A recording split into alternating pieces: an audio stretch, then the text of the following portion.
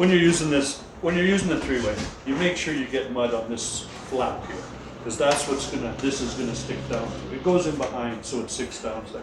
Then you load it up. A 6-inch knife works best, because then it just takes one stroke to use. You go 5-inch knife, you're making a few strokes. A 6-inch, one stroke, you've loaded it through the three-way. You pop them in, and these guys are saving themselves a day's labor just on this house alone, using the three-way. Drywall joints just filled with mud crack. That's why we put on tape and mud into each joint. To line up 3 tapes into the corner, overlap perfectly so they don't crack, is the traditional method of doing a three-way. Once in place, they need to be sculpted out, and it's very difficult to use machine tools into the corners.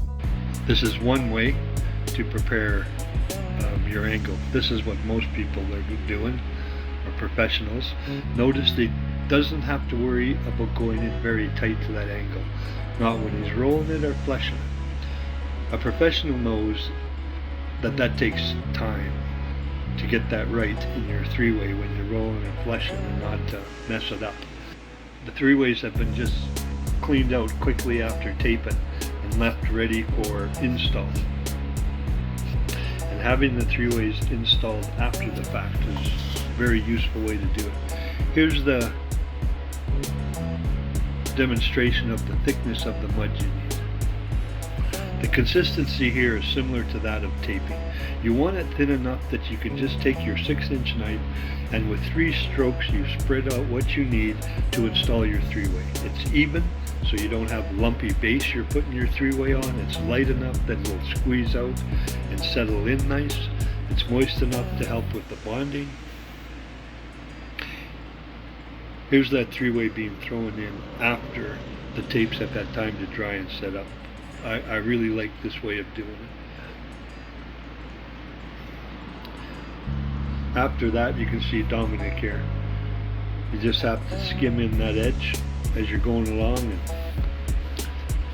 that is way faster than digging deep into that three-way.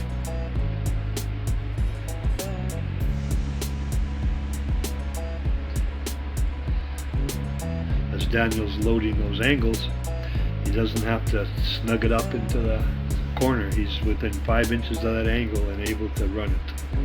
It's a much quicker way to set the machine, to set your head to move down the wall.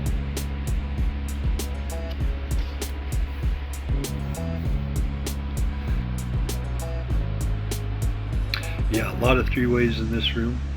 A lot of time was saved. The apprentice did most of these, I believe.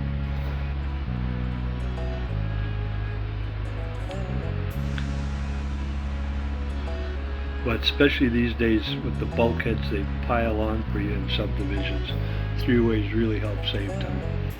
And they help save a lot of money when you have an apprentice that gets good enough to be able to run around and get all those done for you. Here's a 6-inch knife. Just laying that out there in 3 strokes and popping that three-way in there. That takes about 45 seconds. Whether the angles have been put in and dried out or not,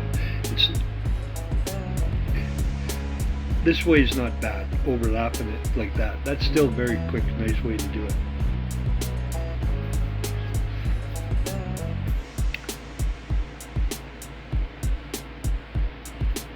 Every stage it creates such a quick clean out, whether you're just doing your angles for the first time and you're taping, or whether you're pulling your angles second time to polish them up.